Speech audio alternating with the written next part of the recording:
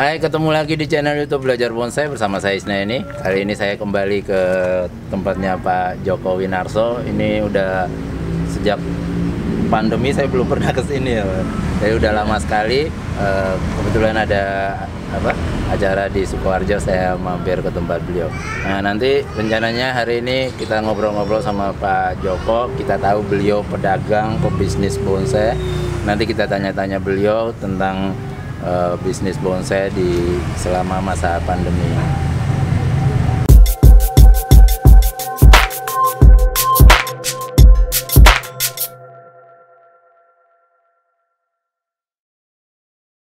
Terakhir saya kesini koleksinya sepertinya nambah banyak sekali ini Pak Joko. Iya.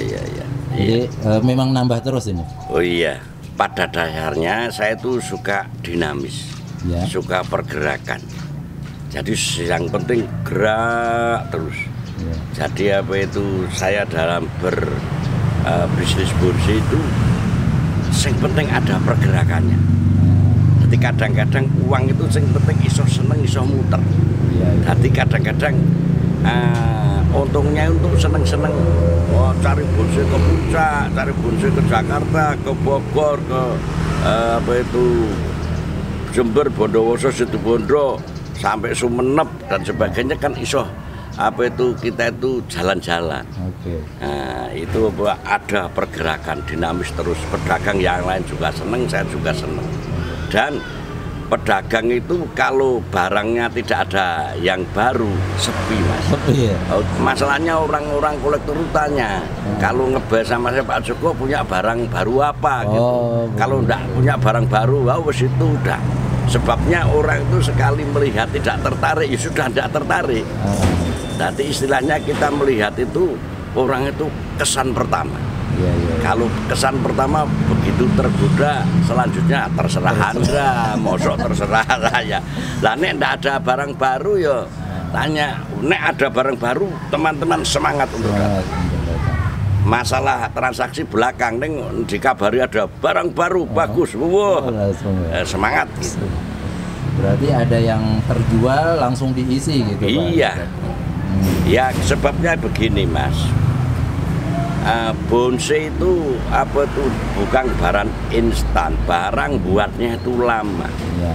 Jadi pedagang kalau tidak mau beli lagi atau tidak mau budidaya pasti habis, pasti tidak punya barang, pasti. Lah wong ibaratnya ngomongnya itu tuh bonsai itu yang ngerawat 10 tahun, Ya. yang jual 10 menit. 10. Bagaimana ndak habis? Iya. Jadi makanya barang bagus semakin langka, semakin langka.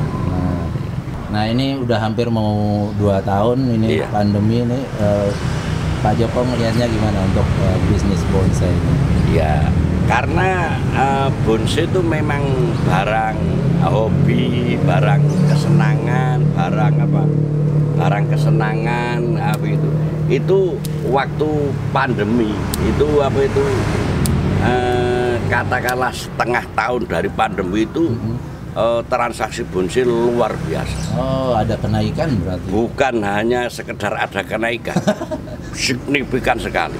Masalahnya orang-orang kaya itu pada bingung. Saya mau berbuat apa di rumah? Mau pergi takut. Mau apalah orang-orang yang senang bonsai beli bonsai. Karena satu-satunya hobi yang membuat dinamis sekali itu ya bonsai.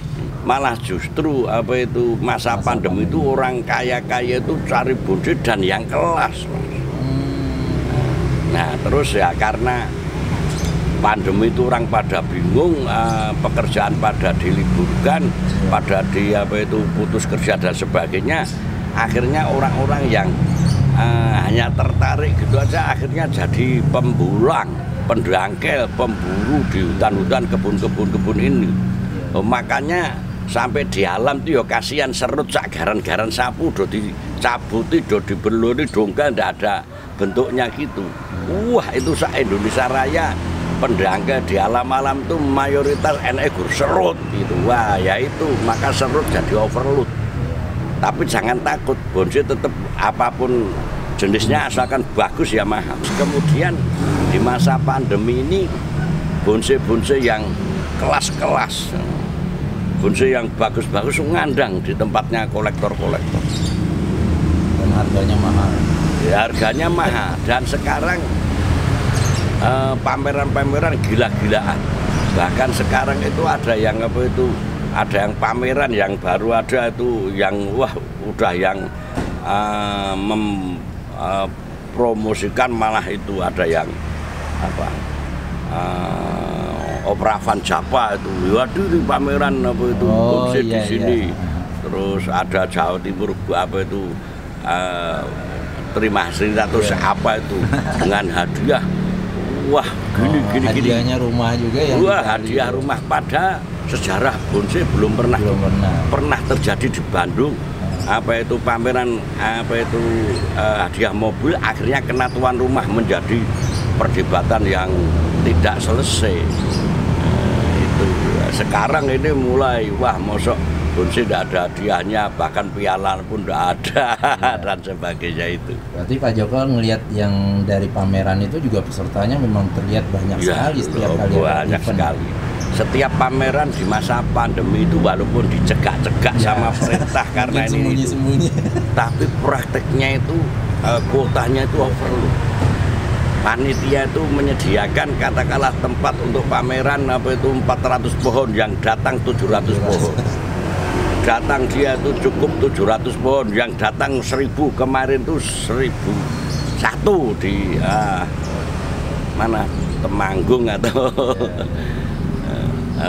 wes ini pokoknya semua kontes overload. Berarti ini kalau pemula gimana antusiasmenya? Wah, pemula itu juga luar biasa. Pemula itu malah karena banyak pengangguran akhirnya dia ada terjadi kumpulan-kumpulan entah apapun namanya, pokoknya bel-bele penggemar bonsai, pecinta bonsai, macam-macam segala macam nama silakan. Yo komunitas entah namanya apapun itu banyak sekali, hingga akhirnya ibaratnya orang nganggur itu kerja, dia itu sebagai kuli bangunan. Kuli bangunan katakanlah sehari 100.000. Nah, dia cari pohon katakanlah entah itu garan sapu atau dapat 3-4 pohon dijual 100 kan juga laku. Bisa untuk pekerjaan kan gitu. Wah itu mubeng kok ngono kancane dibadani genti 15.000, 20.000. Wah, dinamik itu memang seneng saya.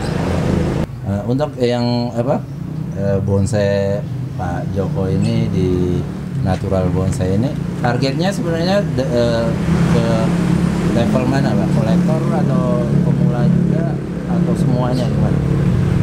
Kalau saya Mas ya, di tempat saya memang karena saya itu berangkat dari hobi, dari seneng. Dan sekarang udah tuh. Sekarang tuh milik saya itu ibaratnya itu ada orang yang minta asal nembung Pak, saya minta tak kasih. Tak kasih, saya tanggung jawab ini semua yang saya usahakan tanggung jawab. Harganya sampai berapa? Ya mau bidiannya apa? Jadi saya walaupun pedagang, orang masuk sini itu tidak saya dorong-dorong untuk beli. Kalau orang kesini ngomong, kalau teori Mas, orang pembonsai pemula, masalahnya lucu Mas, kadang-kadang orang berpura-pura saya manula, padahal dia sudah ahli. Udah ada yang manula, udah ada, tapi pemula. Saya keliru ngomongnya. Ngakunya mesti pemula. Dia sudah pinter. Nah, kalau kolektor pemula gitu gimana Pak? Artinya dia baru senang bonsai tapi punya modal besar, itu ketemu nggak orang seperti itu? Nah, gini, ketemu. Tapi dia tuh bidiknya itu pokoknya yang gede rimbun seneng. Itu kan pemula yang. Nah, kalau saya memang berani saya. Kalau ada orang yang pemula tapi mintanya petarung, saya ngomongnya ini ditarungkan kelas apa, mau minta kelas apa, saya maksimal madya. Kalau saya ngomong ini madya tak jamin dapat merah, umpamanya. Kalau ndak dapat merah saya ngomong gratis. Tidak hanya sekedar uang kembali, ndak, gratis. Caranya gimana? Ndak usah bayar kontes nosik. Begitu. Ojo dibayar kontes nosik. Engko nek apa tidak dapat bendera merah langsung go mulih. Nek dapat dia dibayar sesuai komitmen atau transaksinya gitu. Berani saya kemarin jual madya merah ya, karena ya itu simbiosis mutualitas Mas. Ada yang kolektor jenuh, ada yang karena kolektor sesuatu hal harus dijual. Nah saya tuh punya banyak bendera merah madya itu saya jual paling murah 7,5, paling mahal 15 juta bendera merah. Padahal saya wani, kamu jual sama saya bentuknya apapun, jenisnya apapun, gedenya apapun, asalkan terbukti bendera merah madya 10 juta sini, siapa yang punya, aku yang bayar. Aku yang bayar asalkan madya merah, gitu aja wis gitu. Kalau hijau itu lulus ngono ae. Nah, Pak Joko, mungkin ada teman-teman yang mungkin pengen bisnis bonsai juga, misalnya ada tips-tips nggak Pak Joko? Oh, saya dalam berjualan bonsai memperlakukan semua orang itu pada dasarnya sama. Yang membedakan apa? Yang membedakan tuh saya tuh kan berani tanda tangan siap untuk dikembalikan pada saya. Yang sudah beli sama Pak Joko? Iya. Ya. Berarti umpamanya Mas Isneni beli bonsai tempat saya. Ya. Mas Isneni juga beli bonsai. Bila sewaktu-waktu dikembalikan, asal dalam kondisi baik atau prima, saya Joko Winarso wajib menerima kembali dengan kesepakatan. Lapo dipotong 15% atau dipotong 2,5% atau kembali mutlak. Lah itu tergantung orangnya sama temengnya. Kesepakatan awalnya. Iya. Kalau pedagang pakai waktu mutlak tidak ada potongan. Kalau bahan dongkelan baik pedagang mau tidak dikembalikan mutlak, tidak ada potongan.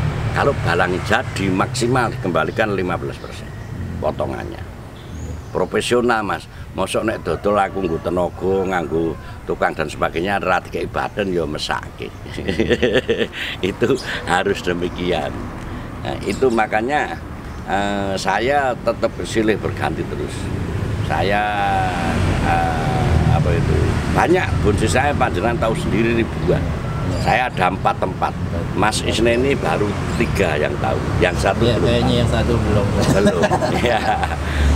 Saya kalau masalah jumlah Mas, pedagang milik sendiri. Ya. Pedagang milik sendiri sak Jawa Tengah DIY, saya berani ngerek gendero paling banyak. Ya. Tapi nek kolektor aku ndak ngerti. Angkat tangan. Ya. Apik endi yo apik nggone kolektor. Ya. Saya pedagang milik sendiri. Saya kadang ditanya sama teman-teman yang baru mulai terus pengen bikin tapi mungkin nanti punya bayangan mau siapa tahu perlu duit misalnya mau dijual gitu. Ada tips nggak Pak untuk jenis mungkin gaya itu yang sebaiknya teman-teman bikin yang suatu hari nanti bisa dijual dengan harga yang tetap tinggi misalnya? Bagi yang pemula itu pokoknya bonsai itu cari yang mudah perawatannya dulu. Yang mudah perawatan. Ya harus, dan yang sudah terbukti mudah perawatannya. Bonsai itu sejak Indonesia berdiri PPBI oleh Pak Ismail Saleh tahun 79 itu yang sampai hari ini belum pernah tenggelam itu ya ringin serut asem. Itu belum pernah tenggelam di setiap kontes. Ya, pasti ada. Pasti ada. Lainnya bukan ya baik tidak baik Mas. Ya, lainnya itu kita harus tahu karakter pohon, iklim. Sebabnya ada pohon yang hidupnya harus daerah dingin, harus daerah panas. Berarti lihat di mana kita tinggal itu. Iya, makanya kalau kontes di Bandung pasti cemara, sinensis, argenti dan sebagainya. Bali yo santiki. Jawa Tengah yo beringin atau kimbang atau itu umpamanya ngomong Sebabnya bonsai itu tidak ada yang mutlak benar, tidak ada yang mutlak salah. Masalahnya nyambung atine seneng karo urane kuwi. Tapi Boksus bahwa tempat saya jaminan mati. Pusaka bawa ke sini jaminan mati, bukan jaminan hidup. Itu. Nah, terus tentang harga-harga, ya pokoknya seneng lah. Makanya beli bonsai sing penting seneng, nek ra seneng jangan seneng apa itu.